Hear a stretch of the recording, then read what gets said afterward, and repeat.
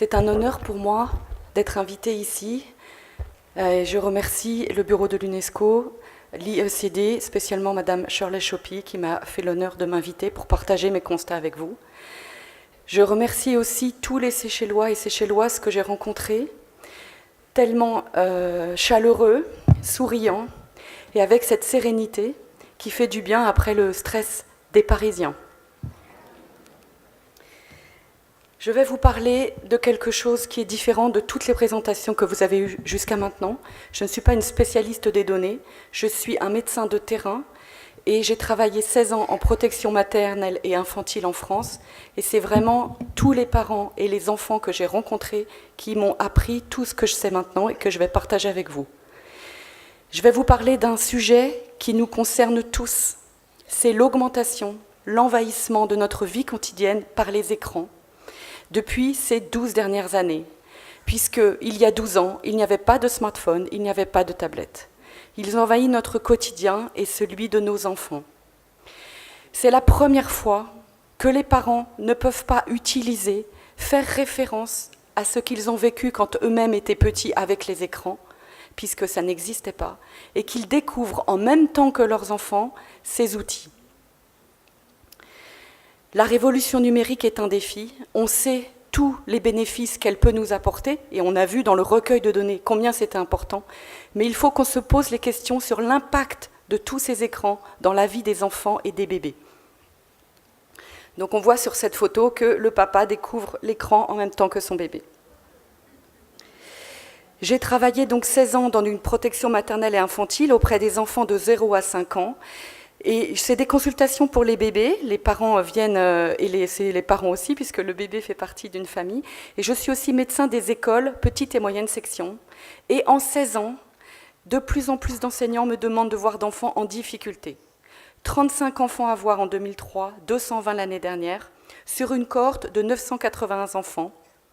Donc 7 fois plus d'enfants en difficulté en 16 ans. Essentiellement des garçons. Il y a 3 fois plus de garçons en difficulté que de filles. Les difficultés sont beaucoup plus importantes qu'il y a 15 ans.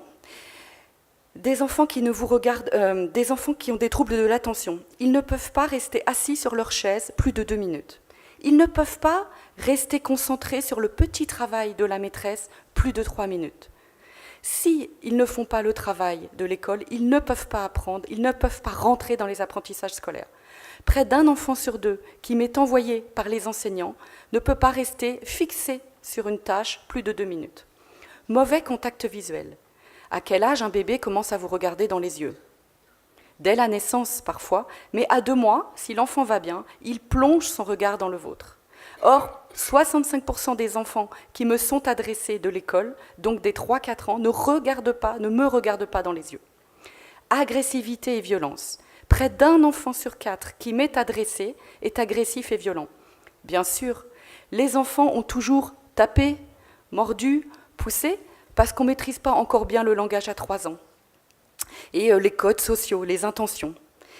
Mais ce que me décrivent les enseignants, c'est une autre violence. Des enfants qui s'étranglent, des enfants qui s'écrasent, des enfants qui se rouent de coups de pied, de coups de main. J'ai un enfant qui a pris un couteau et qui a voulu décapiter un autre enfant. J'en ai un qui a pris la tête d'un petit garçon, qui l'a mis dans les toilettes et qui a tiré la chasse d'eau. Et je suis de plus en plus interpellée avant l'école par les haltes garderies et les jardins d'enfants, Kindergarten. C'est pour ça que j'ai mis future petite section. J'ai gardé ici les enfants les plus en difficulté. Et souvent, ils font des petites activités pour 4 enfants. Et des équipes me disent, Docteur Ducanda, on ne peut plus faire de petites activités avec 4 enfants à cause des troubles du comportement. Ne comprend pas une consigne simple.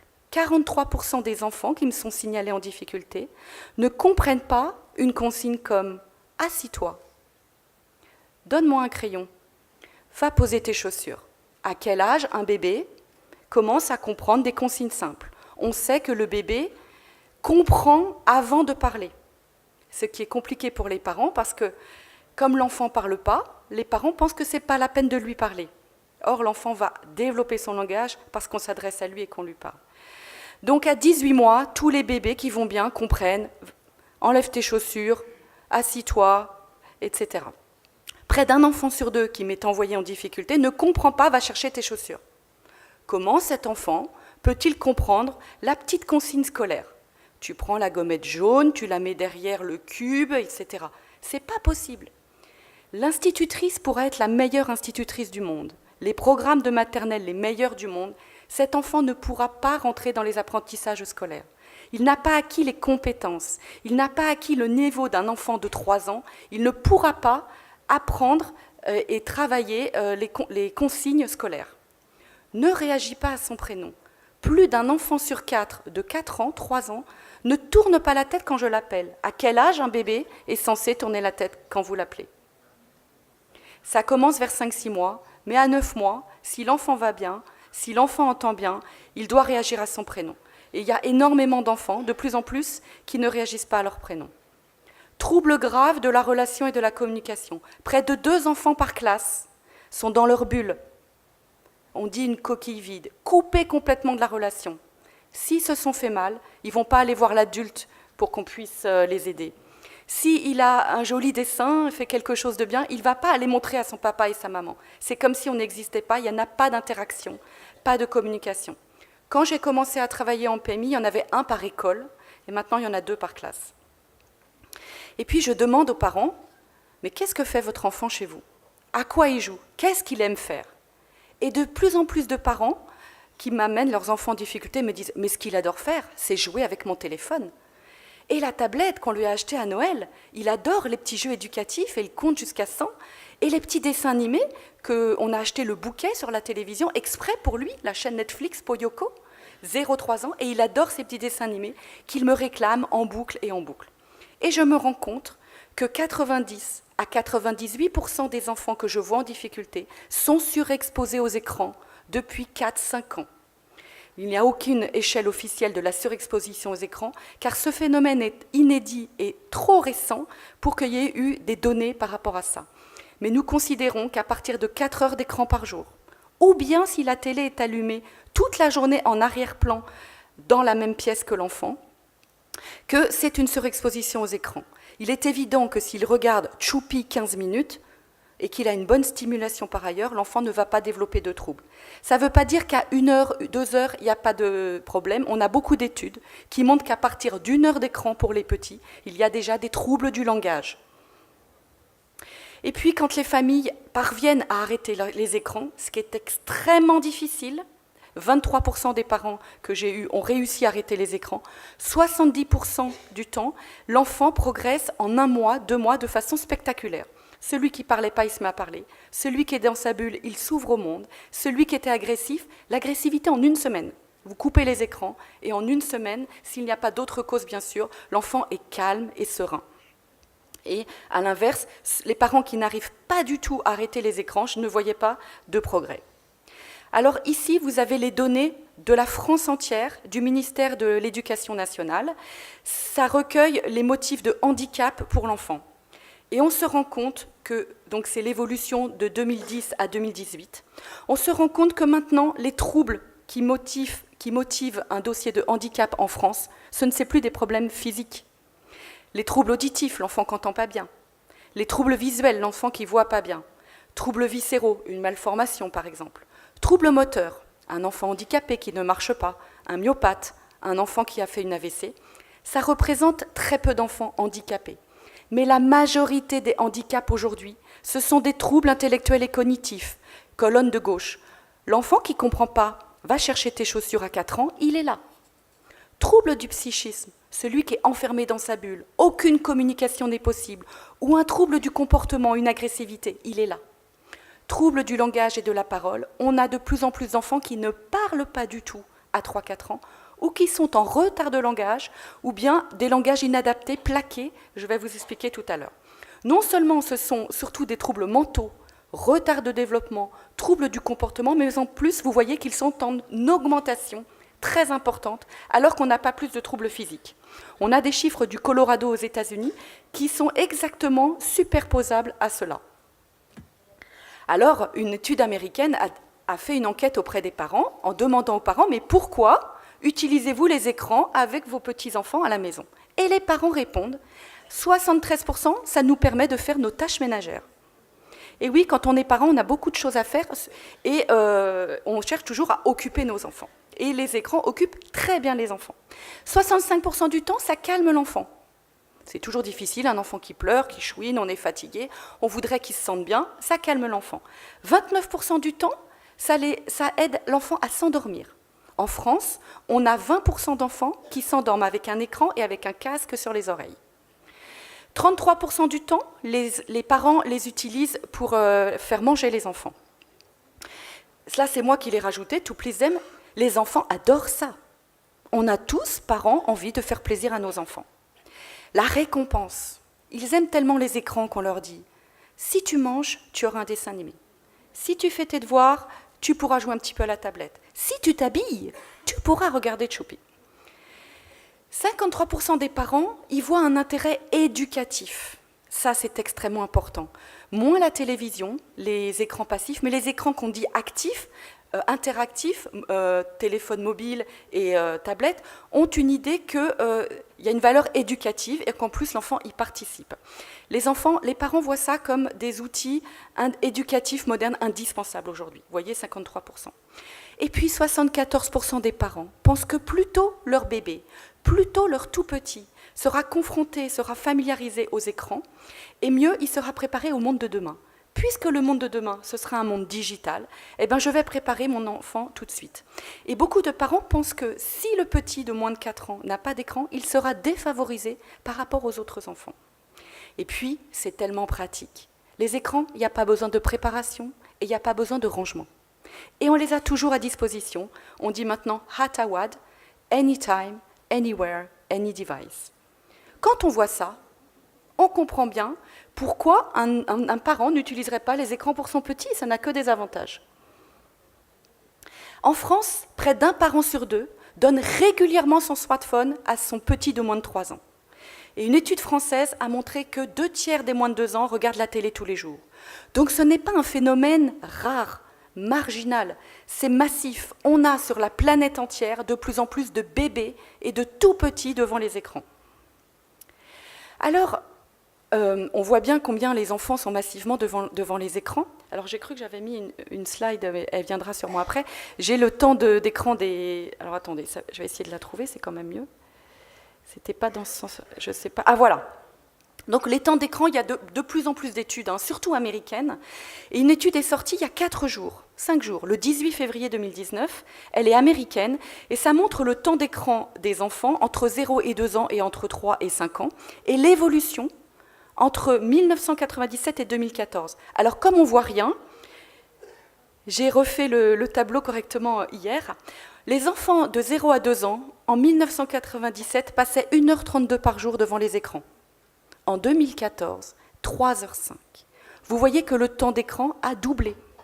Et encore, en général, dans les enquêtes, on ne demande pas aux parents si la télé est allumée en permanence.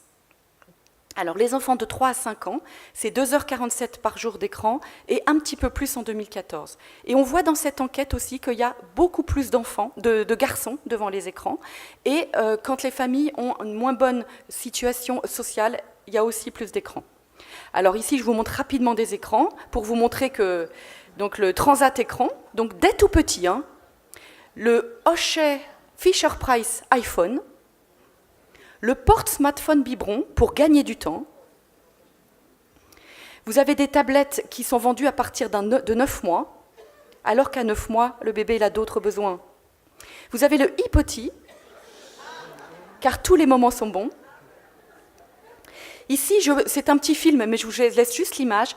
Il faut se dire que les parents sont plutôt émerveillés, sont plutôt fiers de voir leur tout petit arriver à gérer ces outils du futur. Et donc, ils se filment avec leur bébé et ils se postent sur les réseaux sociaux. Et là, il y a une maman qui a trouvé que c'était beaucoup mieux pour l'enfant quand elle donnait le sein d'accrocher son téléphone sur l'épaule pour qu'il puisse regarder un dessin animé. Ici, je vais vous montrer le début d'un reportage suisse pour vous montrer comment les parents valorisent leur bébé devant les écrans. Est-ce qu'il y a du son? Normalement, il y a du son, on a testé tout à l'heure. Les écrans sont partout, ils fascinent, hypnotisent. Ils ont même le pouvoir de faire ouvrir la bouche aux enfants les plus récalcitrants. Alors là, vous allez voir comment il est capté et accroché à l'écran.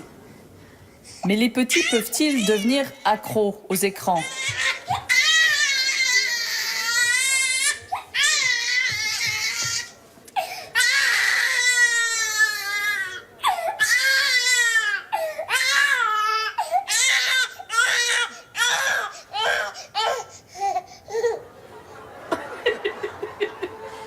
Y a-t-il des conséquences pour leur développement ? Alors vous voyez que les parents rigolent.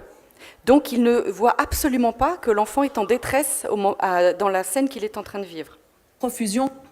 Alors ici, c'est pour montrer que même les interactions avec le chien sont complètement perturbées. Il ne joue plus avec le chien.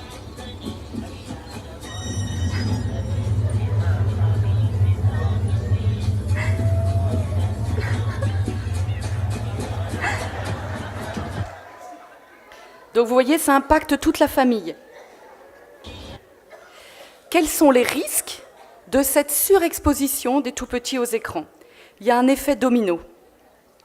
Il faut rappeler que le développement du tout-petit a une phase très importante dans les premières années. Vraiment, la petite enfance est un moment de développement cérébral extrêmement important. Entre 0 et 2 ans, il va se créer dans le cerveau des milliers de milliards de connexions cérébrales. Et pour que les connexions cérébrales se forment, il y a besoin d'un environnement adéquat. 85% du développement de l'enfant entre 0 et 5 ans dépend de son environnement. Et bien sûr, les 15% restants, c'est génétique. C'est pour ça qu'en Roumanie, lors de la période des orphelins de Ceausescu, ces enfants abandonnés, à qui on donnait à manger, mais on ne parlait pas avec eux, ils n'avaient pas de tendresse et d'amour et d'échange, ont développé des retards mentaux et physiques si importants.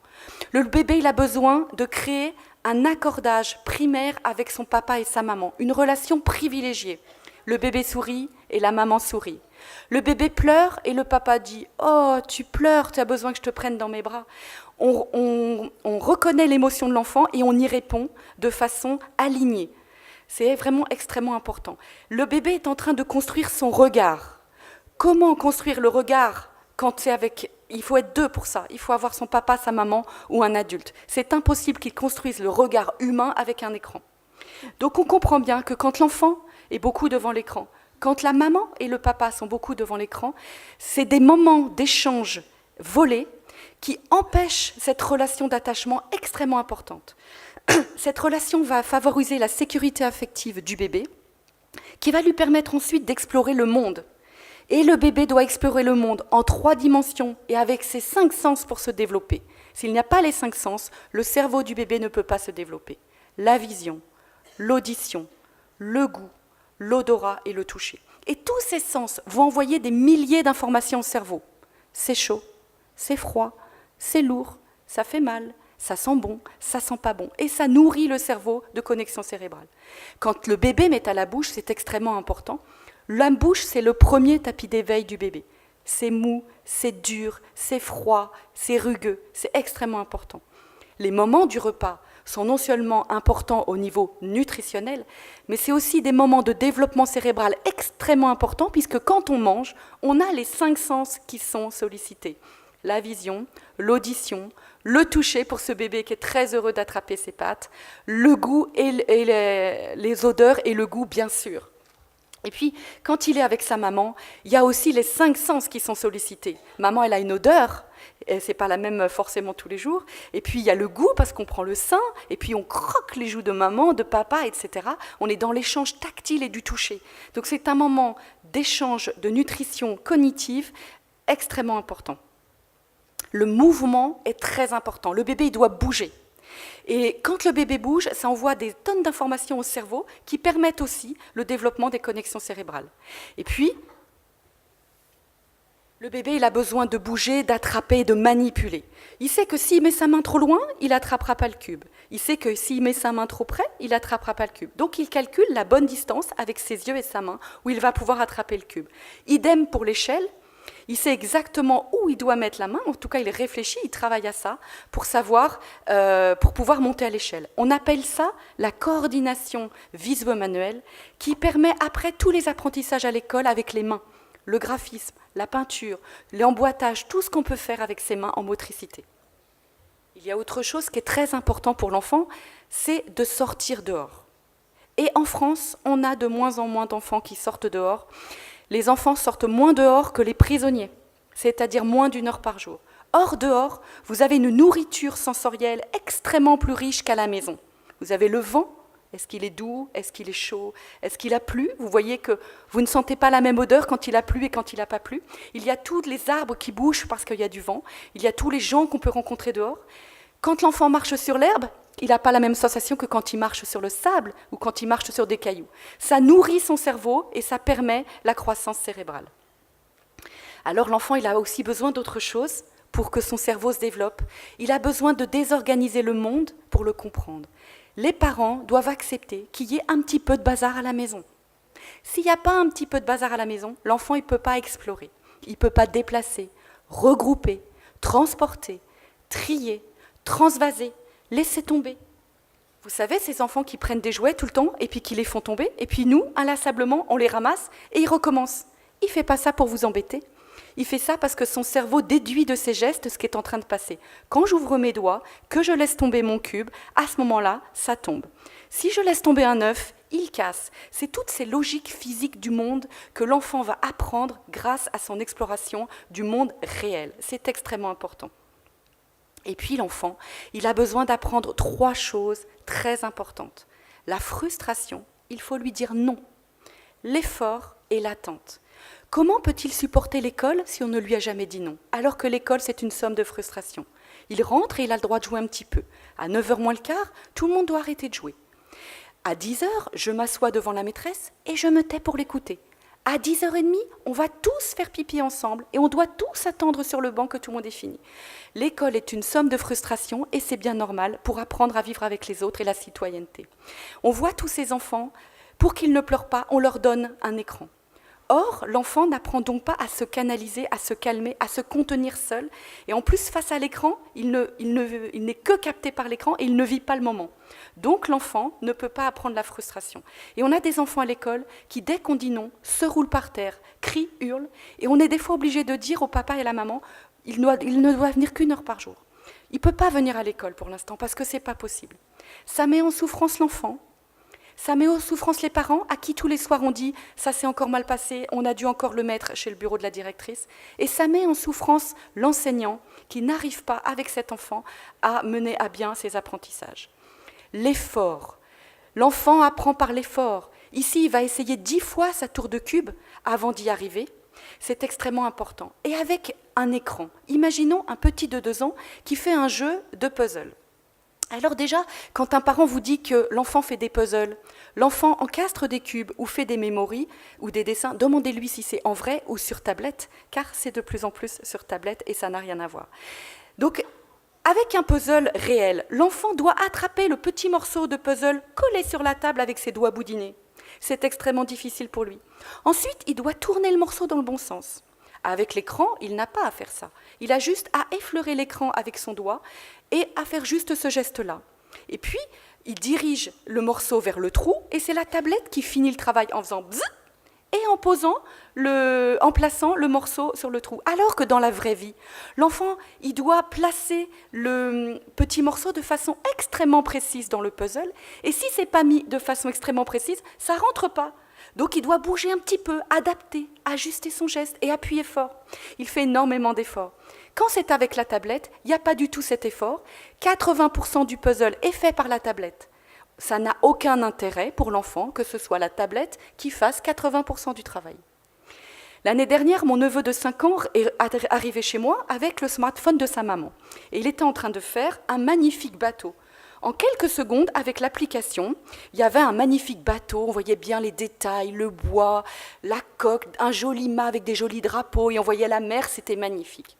Et je dis à Antoine, est-ce que tu serais d'accord pour que ce soit toi qui fasses le bateau maintenant? Antoine dit oui. Je vais chercher des feuilles et des crayons, et il commence à faire son dessin. Et il met plusieurs minutes à essayer de faire la coque du bateau, tout à fait de travers, à essayer de dessiner la mer. On avait un petit peu de mal à reconnaître, à faire les mâts avec les drapeaux. Vraiment, on ne savait pas trop ce que c'était. Et puis il commence à colorier, difficilement, et puis bien sûr il dépasse. Et au bout d'un moment, il s'arrête. Alors je lui dis bravo, c'est bien, on l'encourage, on va mettre ton dessin sur le réfrigérateur. Pourquoi voulez-vous qu'Antoine fasse des efforts, de gros efforts, pour faire un bateau mal dessiné, mal colorié, où ça dépasse, alors qu'en quelques secondes d'effleurement de doigts, il fait un magnifique bateau avec le smartphone? Les écrans font à la place de l'enfant quand ils sont petits, et ça n'a aucun intérêt pour l'enfant. Et en plus, ça ne lui donne pas la notion d'effort. Il faut vous dire que le cerveau de l'enfant et votre cerveau va toujours vers ce qui lui demande le minimum d'effort et lui procure le maximum de plaisir. C'est exactement ça avec les écrans des petits, c'est ça avec nos écrans aussi. Et c'est pour ça que ça n'a aucun intérêt de donner un écran à un tout petit, puisqu'on va favoriser des activités sans effort. Or, toute sa vie, pour les apprentissages et toute sa vie, il devra faire des efforts. L'attente, il faut apprendre aux enfants à attendre. Bien sûr, on ne demande pas à un bébé de 18 mois d'attendre 1h30, mais il peut attendre 5 minutes. Et puis on lui donne un petit jouet. Avec le jouet, il a quand même conscience qu'il attend. Mais si on ne lui demande pas d'attendre, et dès qu'il attend le train ou le bus, on lui donne un écran, il n'a pas cette notion d'apprendre de faire l'effort d'attendre. Et donc à l'école, c'est pas possible, parce qu'ils sont 20 dans la classe. Et que la maîtresse, elle va donner sa consigne et aider 19 enfants avant d'aider le dernier. S'il n'a pas appris à attendre avant l'école, entre 0 et 3 ans, il se lève, il va faire le bazar, il ouvre la porte, il va tirer les cheveux de la copine. Et donc on va dire à la maman, c'est pas possible encore votre garçon aujourd'hui, et tout le monde est en souffrance.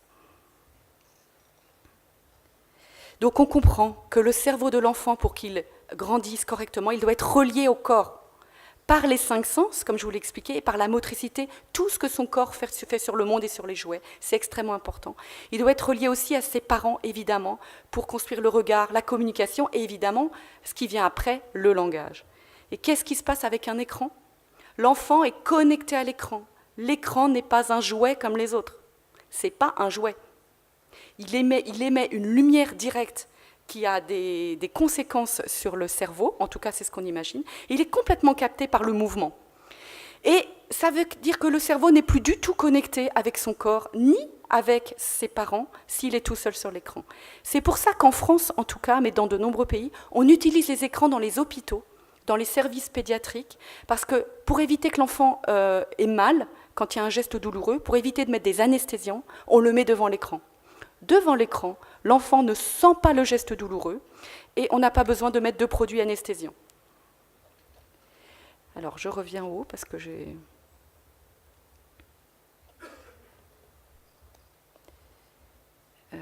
C'était sur le temps d'écran.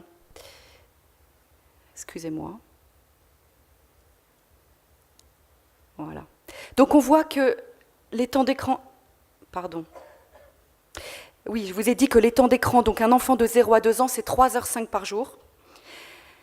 Et il y a une autre catégorie d'âge qui a encore plus d'écran que les tout-petits. Vous savez laquelle c'est? Les parents, bien sûr, les adultes, nous, et je me mets dedans. Savez-vous combien de temps vous passez sur votre téléphone tous les jours? Ça dépend, bien sûr, mais en moyenne, c'est 5 heures par jour, hors temps de travail. Combien de fois par jour vous regardez votre téléphone 221 fois par jour, vous consultez votre téléphone. Et vous le touchez 2617 fois par jour. 90% des parents sont sur Internet, et c'est normal, c'est la vie d'aujourd'hui, et sont accros à leur smartphone. Qu'est-ce que ça veut dire accro à son smartphone? Si vous partez au travail et que vous l'avez oublié, vous allez revenir le chercher. S'il n'y a plus de batterie, vous allez demander à quelqu'un un chargeur pour charger. S'il n'y a pas de connexion, vous allez vite demander le code Wi-Fi pour avoir la connexion. Et il y a un nouveau mot qui a été inventé pour décrire ce phénomène, ça s'appelle la nomophobie. La nomophobie, c'est le phénomène de ne pas pouvoir vous passer de votre téléphone. Il est tout le temps avec vous. Les anglophones disent que c'est handy, c'est le prolongement de votre main. Et il y a un autre mot qui est sorti pour décrire ces personnes qui consultent leur téléphone en marchant dans la rue, tout en ayant leurs écouteurs dans les oreilles. On appelle ça des snombies. C'est la contraction entre smartphone et zombie. C'est pour ça qu'on voit ce panneau « Attention aux snobbies ». Alors, il faut se dire qu'il y a de plus en plus d'accidents piétonniers à cause de ce phénomène. Il y a aussi de plus en plus d'accidents domestiques avec des petits-enfants à la maison parce que les parents sont accaparés par leurs écrans. Connaissez-vous le temps de réelle discussion dans une famille aujourd'hui, sachant que les parents sont de plus en plus attirés par leurs écrans et les enfants aussi? Combien de temps vous avez de réelles discussions avec vos enfants? Ça a été évalué par une enquête, une étude suédoise, à 7 minutes par jour. Alors, Brice, cadre dans une banque, père de 2 enfants, dit « Nous nous faisons violence pour le poser quelque part afin de ne pas être tenté de le sortir de la poche et consulter les réseaux sociaux entre 2 montagnes de Lego. Le téléphone prend un peu le contrôle de nos vies et le pire, c'est qu'on n'a pas envie de s'en passer. Une petite fille de 5 ans dit « Il faudrait que je vibre ou sonne, comme le portable de ma mère pour que l'on vienne vers moi. » Et un petit garçon, si la maison brûle, je suis presque sûre que papa ira chercher son téléphone en premier.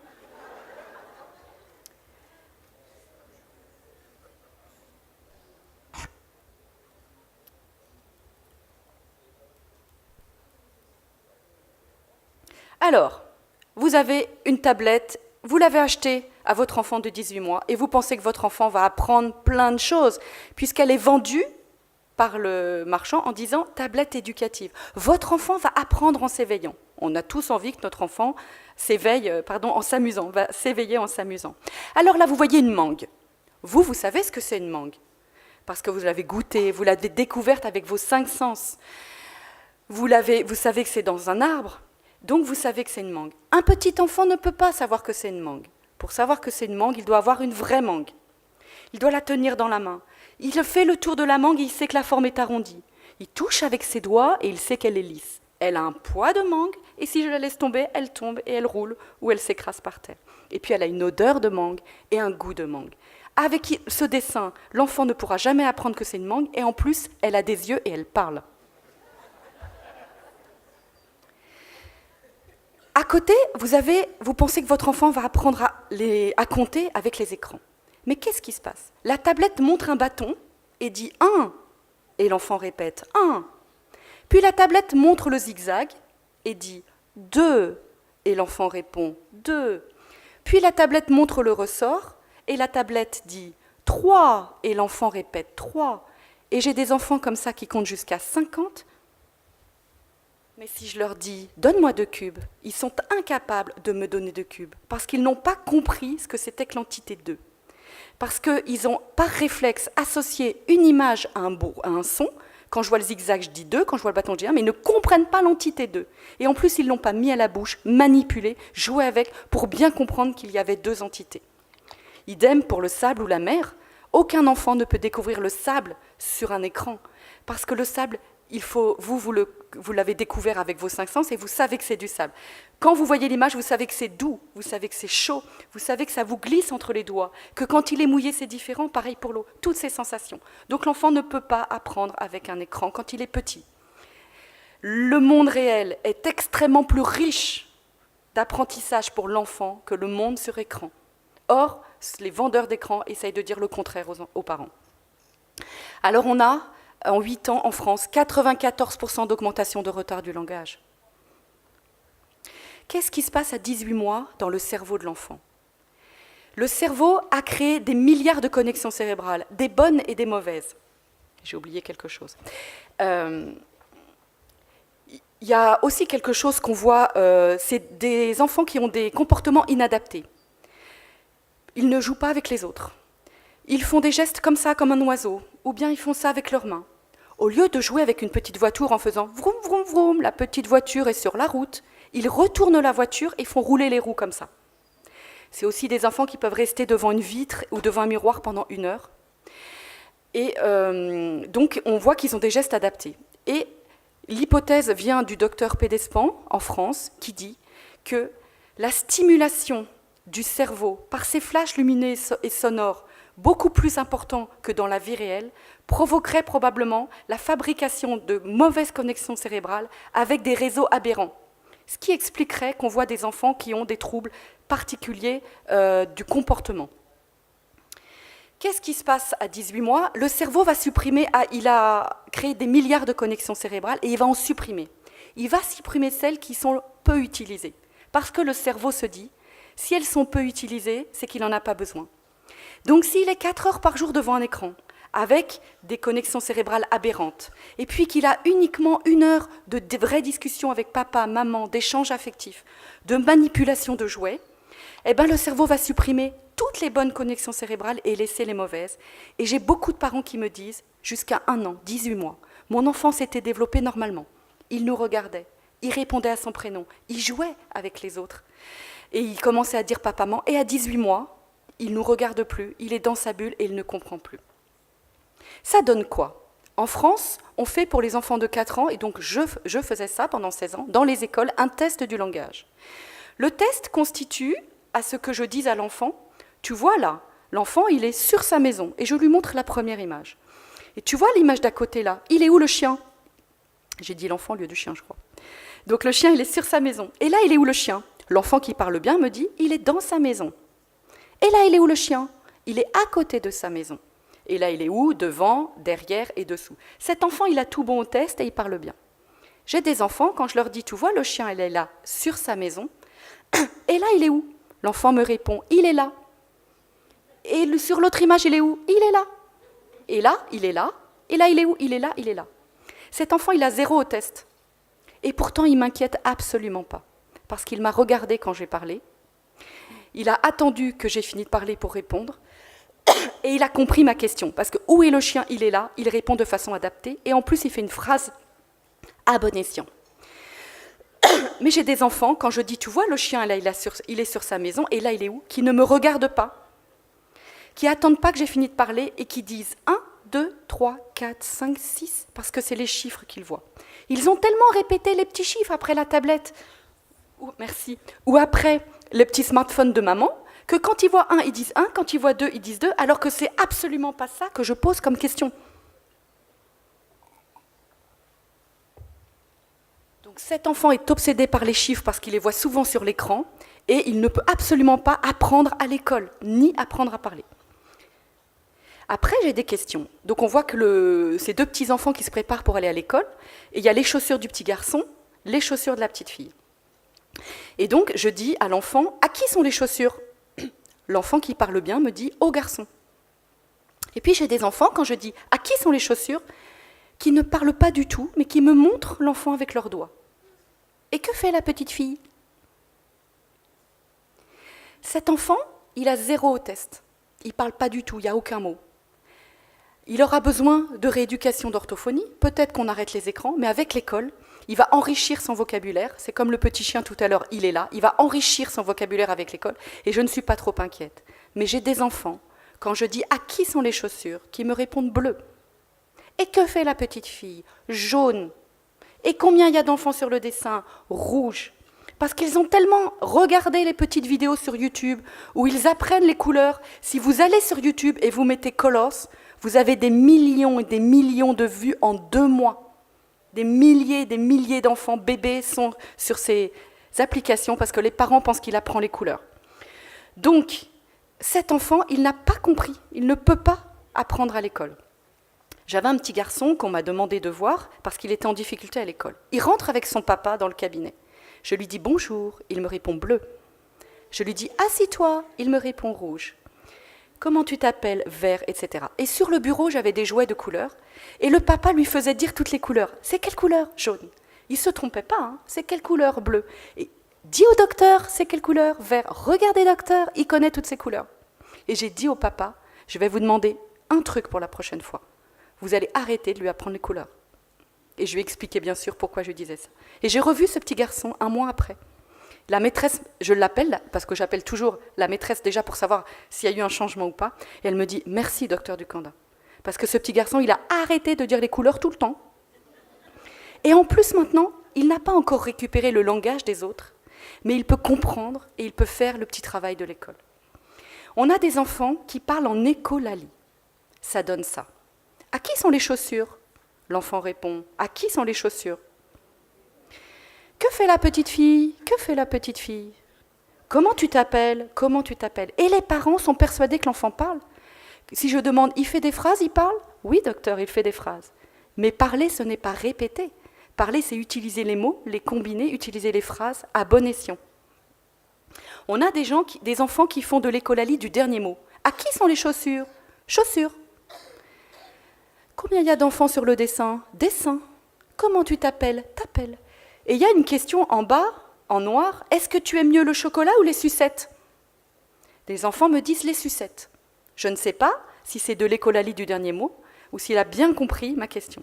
Donc je lui pose la question à l'envers. Est-ce que tu aimes mieux les sucettes ou le chocolat? S'il me répond sucette et après chocolat, il n'a rien compris à ma question et c'est de l'écolalie du dernier mot. Mais s'il me dit sucette à chaque fois, il a bien compris. Donc je fais maintenant ce test comme ça pour savoir si l'enfant répond bien. J'ai aussi des enfants qui répondent à côté. À qui sont les chaussures? D'accord. Qu'est-ce que tu as fait tout à l'heure? Oui. Donc on voit que les enfants ont des mots dans la bouche, mais ils ne savent pas s'en servir. Alors ça donne ça. Il y a un papa qui m'a écrit au mois d'octobre qui me dit « À 3 ans, notre fils Arda ne s'intéresse pas aux autres enfants. Il ne parle pas. Il ne dit que des mots en écolalie. Il ne comprend pas ce qu'on lui dit. Il aime regarder tout ce qui tourne, rappelez-vous des voitures, n'aime pas le changement et a une obsession pour les chiffres. Arda est sur la tablette depuis ses 18 mois, et surtout depuis ses 2 ans, sans limite du réveil au coucher. Il apprend tellement de choses avec sa tablette, que nous en avons vu que le bénéfice. Il sait compter jusqu'à 100 dans 3 langues différentes, connaît l'alphabet dans 3 langues et toutes les couleurs. La plupart des parents que je vois ne pensent pas mal faire, sont persuadés que l'enfant est très intelligent et très compétent parce qu'il sait compter les couleurs, alors qu'à côté de ça, il ne regarde pas dans les yeux et il ne comprend pas et il ne joue pas avec les autres enfants. C'est extrêmement inquiétant. Ah, les mouvements répétitifs, ils sont là. Alors, les risques. On a vu qu'il y avait des problèmes de langage, déjà, bien sûr. Oula, ça va être compliqué, 5 minutes. Donc, l'écran capte l'attention de l'enfant, parce que vous avez 2 systèmes d'attention dans votre cerveau, l'attention involontaire et l'attention volontaire. L'attention involontaire, c'est celle qui vous fait tourner la tête s'il y a un bruit, ou tout d'un coup un flash lumineux. Ça nous permet de répondre au danger. Devant un écran, l'enfant n'est pas concentré. Il est attiré par le mouvement, parce que ça bouge beaucoup plus que dans la vraie vie. Il y a des flashs lumineux sonores et ça retient tout le temps son attention. Mais son cerveau ne peut pas faire travailler son attention volontaire, la concentration qui lui permet de se développer. La concentration, c'est quand l'enfant agit sur le monde, se dit « Tiens, c'est pas ce cube qui va là, c'est ce cube ». Et son cerveau est en train de traiter les informations. Avec les écrans, le cerveau de l'enfant n'a pas le temps de traiter les informations. Il est surstimulé par ces mouvements et ces lumières, et en plus, les écrans rajoutent l'effet « waouh ». Quand l'écran et l'enfant ont fait le petit puzzle, l'écran il fait « waouh, bravo, recommence ». Et il y a une petite lumière. On pense que ça active le système de récompense dans le cerveau, avec fabrication de la dopamine, l'hormone, le neurotransmetteur du plaisir. Et donc l'enfant a toujours envie de retourner sur l'écran. Et vous, c'est pour ça que vous avez toujours envie de retourner sur Facebook, les réseaux sociaux, parce que ça vous envoie des signaux avec les likes, etc. Donc l'enfant recherche de plus en plus l'écran, se désintéresse de ses parents, se lève la nuit pour aller sur l'écran et fait des immenses colères, comme une drogue, quand on lui enlève. Au bout de 3-4 heures par jour, les parents me disent, si on enlève l'écran, il hurle, il crie, il se tape la tête contre les murs. Donc il y a des troubles de l'attention, évidemment, donc l'enfant ne peut pas apprendre. Retard cognitif, on l'a vu. Retard moteur, si l'enfant n'a fait que ça comme geste avec son doigt en effleurant, s'il a fait que ça comme geste, il ne peut pas développer sa motricité fine avec les mains. Il ne sait même pas emboîter. Beaucoup d'enfants ne savent pas tenir un stylo dans la main. Donc les maîtresses, elles mettent un chouchou à cheveux autour des doigts et du stylo pour qu'ils tiennent. Et puis elles me disent, vous savez, il y a 10 ans, ils appuyaient tellement fort sur la feuille qu'ils faisaient des trous, alors on leur disait, il faut appuyer moins fort. Et maintenant, les enfants, ils n'appuient plus. Dans la vie réelle, l'enfant, il va savoir que s'il appuie trop, ça fait un trou. S'il appuie pas assez, ça fait rien, donc il mesure son geste. Toute cette profondeur du geste, ou de derrière ou de devant, il l'apprend dans la vie réelle. On a des enfants extrêmement inhibés parce qu'ils ne font rien, des enfants très anxieux qui pleurent, qui ont du mal à se séparer de papa et maman, qui ont du mal à dormir, parce que sur les écrans, il peut y avoir les informations, les jeux vidéo du grand frère, des films qui ne sont pas adaptés pour eux. On a de plus en plus d'enfants agressifs à cause des écrans, parce que ça va beaucoup trop vite par rapport à la vie réelle et en fonction du contenu.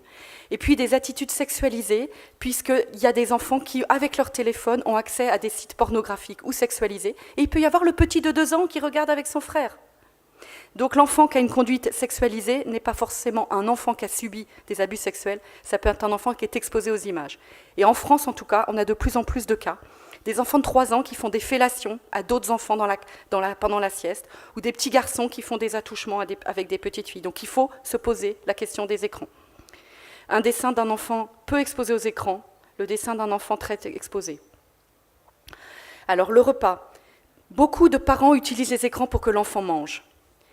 Mais il est complètement capté, vous vous rappelez, connecté son cerveau à l'écran, il n'est plus connecté à son corps. Donc son cerveau ne sait pas qu'il mange. Il ne sait pas ce qu'il mange, si c'est du chaud, du froid. Et surtout, le cerveau ne va pas fabriquer toutes les substances indispensables pour bien digérer. Et les parents me disent, quand il était devant l'écran, je retrouvais l'aliment devant les selles. Et maintenant, je retrouvais les aliments dans les selles. Et maintenant, il a des selles normales. Donc surtout, quand une maman, un papa a du mal au niveau de l'alimentation avec l'enfant, ne pas utiliser les écrans, lui demander est-ce que votre enfant mange devant les écrans et trouver d'autres solutions. Alors quand l'enfant est coupé de la relation, parce qu'il est plus devant l'écran qu'avec ses parents, que le parent est beaucoup aussi devant son écran, qu'il y a des stéréotypies avec des gestes bizarres et qu'il ne parle pas, ça peut faire penser à l'autisme, au trouble autistique, ça ressemble. Mais bien sûr, si on arrête l'écran, l'enfant se met à se redévelopper normalement. En France, on a inventé un nouveau syndrome pour décrire cela, syndrome d'exposition précoce et excessive aux écrans, le syndrome EPE. Et j'ai écrit un article en décembre dans la revue Enfance et Psy qui décrit avec un professeur et un autre médecin ce phénomène. Le risque, c'est de se tromper de diagnostic. Alors, j'ai le temps de montrer une petite vidéo et puis je crois qu'après, ça va être tout. Alors, bonjour. Je vais passer parce que c'est trop... Je ne vais pas avoir le temps. Donc elle raconte l'histoire de son petit garçon. Elle a commencé les écrans à 1 an. Il y avait quand même la télé allumée en permanence. Et à 1 an, elle a voulu qu'il apprenne l'anglais. Donc elle lui a mis des petites chansons en anglais.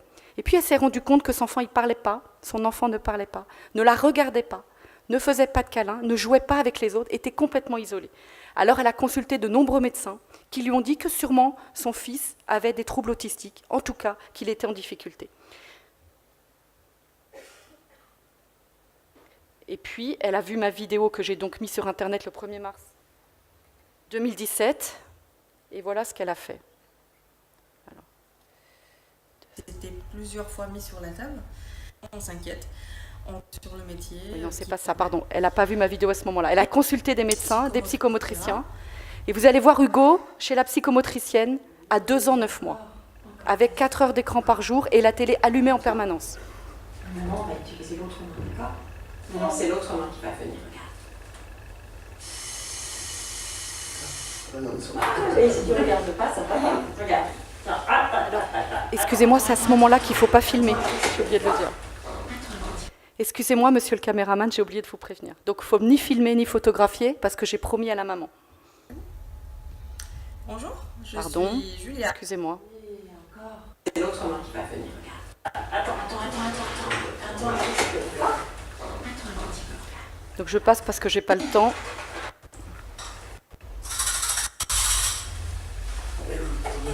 Donc, c'est un petit garçon qui ne parle pas du tout. Ouais, c'est ça. Ah, c'est trop long, c'est trop long. C'est trop long, c'est trop long. Hein? Est-ce que tu crois que je peux aller dire bonjour au bras comme ça, regarde? En faisant comme ça. Il n'est pas du tout dans l'interaction, il ne s'intéresse pas à ce que la professionnelle lui propose. Je peux aller dire bonjour au bras comme ça, regarde. On essaye, Hugo? C'est juste aller dire bonjour au bras. Regarde, on fait coucou les bras. Je suis obligée de passer par manque de temps. Son visage ne montre aucune expression. Promenons-nous dans les bois pendant que Croco y est pas. Si Croco y était, il nous mangerait. Donc il ne réagit pas du tout. Ah, regarde. Chocolat. Où est-ce qu'il est le chocolat? Tu le vois, toi? 2 jours après, on tombe sur la vidéo du docteur Duconda. La vidéo du docteur Duconda Quand je la vois, je suis extrêmement bouleversée parce que je vois mon fils. J'entends la description de mon fils. Tout ce qu'elle dit correspond parfaitement à ce que je vis depuis 1 an avec mon fils. À ce moment-là, avec mon mari, on se dit, on n'a rien à perdre. Éteignons tous les écrans. Et on a fait 1 mois, 30 jours de sevrage absolu. Pas un seul écran s'est allumé dans la maison.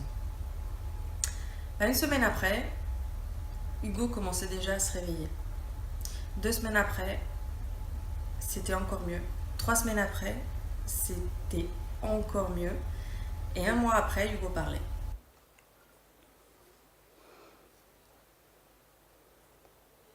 Una, dos y... Ouais.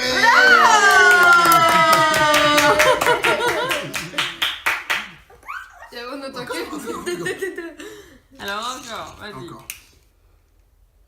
Je sais jamais. Allez, encore. Una, dos y... Attends, encore. Mamá.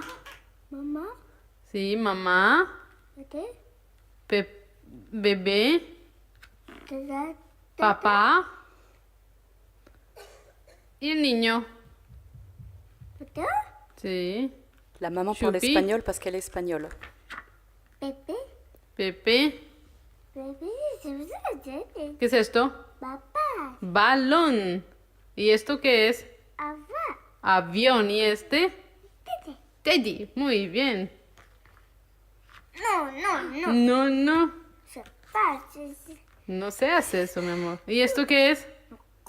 Un train. Muy bien. ¿Y esto? Tutú. Muy bien. Una taza. Sí, casi. ¿Qué pasó aquí? No, dos tazas. Sí, casi. Ah. ¿Hace Hugo? J'avance un peu. Ñam. No. Fais un câlin, bébé cochon. Oh, câlin. Et c'est qui ça? Oh la vache. Et là, c'est qui? Il fait quoi comme bruit, le mouton? Bé, d'accord. Et la vache, il fait quoi? À ce jour, ils se sont écoulés 5 mois. Et je suis très contente parce que on a finalement eu la visite du pédiatre des 3 ans qui m'a dit que mon fils est totalement normal. Il est redevenu normal. Il a plus de problème. Il va pouvoir intégrer la maternelle sans assistante de vie sociale comme à un moment donné on nous a demandé de faire et il va pouvoir commencer sa scolarité complètement normalement. Je ne peux pas croire que c'est une coïncidence. Le jour où on a éteint les écrans, mon fils s'est réveillé. Voilà, vous pouvez refilmer, monsieur le caméraman. Donc, je n'ai pas le temps de vous passer les études, non plus celle-ci. Donc, c'est très important. Quand un enfant a des troubles en 2019, il faut maintenant rajouter une question. Il faut poser la question des écrans. Est-ce que cet enfant a la télé allumée en arrière-plan ou est devant l'écran? Et bien sûr, essayez de stopper l'écran pendant 1 mois. Vous avez les 4 pas de Sabine Duflo, c'est une méthode d'une psychologue avec qui je travaille en France.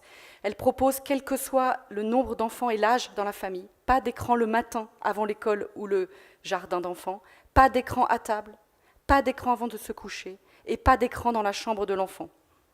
Pourquoi ne faut-il pas laisser la télé allumée en arrière-plan? Les parents me disent, elle est allumée toute la journée, mais ils ne la regardent pas.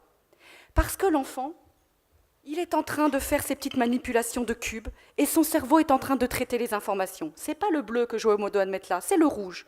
Et tout d'un coup, il y a la publicité, me disent les parents. Il arrête ce qu'il est en train de faire et il regarde la pub. Et quand il revient sur ses cubes, il recommencera jamais le petit jeu là où il s'était arrêté et son cerveau ne peut pas aller jusqu'au bout de la réflexion. Et puis, vous savez, quand vous êtes dans un restaurant et qu'il y a la télé allumée, vous jetez des coups d'œil répétés à la télé alors que vous êtes face à votre ami. L'enfant jette des coups d'œil répétés à la télé, ne peut pas jouer, ne peut pas se concentrer. Si vous avez besoin de faire un travail difficile, vous n'allez pas vous mettre dans une pièce où il y a du bruit et des images. Vous allez vous mettre dans un endroit calme, sans sollicitation. Donc quand la télé est allumée en arrière-plan, l'enfant ne peut pas se développer normalement. Connaissez-vous le nombre de familles qui laissent la télé allumée? En tout cas chez nous en France, il y a 2 études qui ont montré qu'à peu près 42% des familles laissent la télé allumée toute la journée. Elle ne pense pas que ça agit en contrariant le développement de l'enfant. Donc là, j'ai pas le temps, c'est un enfant qui essaye de jouer alors que la télé est allumée, c'est impossible pour lui. Là, j'ai pas le temps non plus, il faut que je finisse. Il faut juste vous dire, je vais aller très vite, il y a énormément d'effets sur les yeux aussi. En Chine, 90% des enfants sont myopes maintenant, à cause des écrans. La capacité cardiaque, parce qu'ils ne bougent pas assez, les enfants français ont perdu un quart de leur capacité cardiaque en 40 ans. Il y a des diabètes, l'obésité bien sûr, et l'effet des ondes. L'effet des ondes sur le cerveau de l'enfant, les ondes Wi-Fi, les ondes du téléphone. On a créé un collectif en France avec des professionnels. Vous pouvez aller sur notre site et vous aurez plein d'informations. www.surexpositionécran.org. Et pour finir, la société numérique est en marche. Elle peut donner le meilleur, on l'a vu, comme le pire. Les écrans captent enfants et parents et les éloignent l'un de l'autre, alors que c'est avant tout avec ses parents que l'enfant doit être connecté pour comprendre le monde et grandir. Les messages, une prise de conscience indispensable de tous les gouvernements de la planète. Recueillir des données quantitatives et qualitatives sur les troubles présentés par les petits. Continuer les recherches sur l'impact des écrans sur les jeunes enfants, sans conflit d'intérêt avec l'industrie du numérique, car actuellement les recherches se font avec l'industrie du numérique. Lancer de grandes campagnes d'information pour que tous les parents soient au courant et former tous les professionnels de l'enfance, santé, éducation, sociale, accueil du jeune enfant, et aidons les parents à gérer les écrans. C'est bien plus dur pour un parent aujourd'hui d'élever son enfant avec un écran que sans écran. Si vous mettez un enfant avec des écrans et avec des jouets, même si c'est ses jouets préférés, il délaissera les jouets pour ses écrans parce qu'il est capté, il est fasciné, il est accro. Voilà, donc ça donne ça. En 96, la maman devait le faire rentrer en 2019. Dernière petite vidéo pour vous montrer ce qu'ils font en Thaïlande comme prévention, ça dure 1 minute. เกมเพียบเลย เอาเนี่ย นี่ซื้อให้ใครครับ ให้ลูก กี่ขวบแล้วครับ 5